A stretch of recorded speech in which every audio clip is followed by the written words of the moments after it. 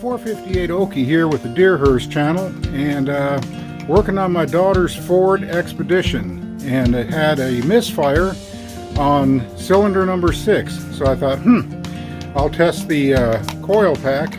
Let's see here, that's the old coil that was misfiring, and what I did, I took it out of cylinder number 6 and swapped it with the one on cylinder number 5, and guess what? The misfire moved to cylinder number 5. So it was this little booger right here.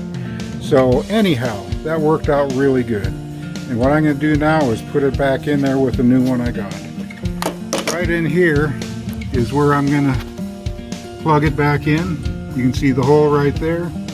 I put an arrow on the plug and the arrow on the screw.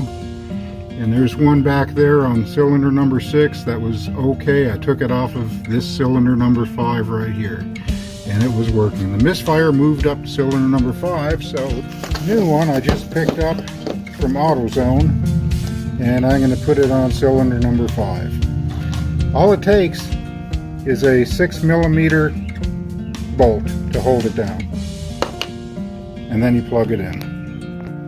Okay, I don't know if you can see this here, but I'm going to put the new coil pack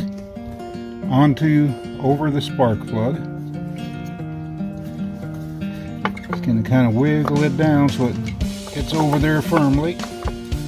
Gets onto that plug. Get that bolt.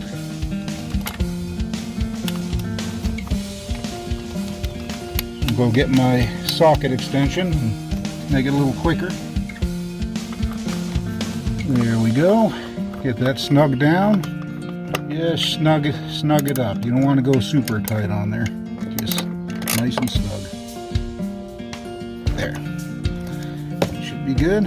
And right here is the electrical connector that I'm going to just snap back in place. Make sure it's pushed in there. And that's all there is to it.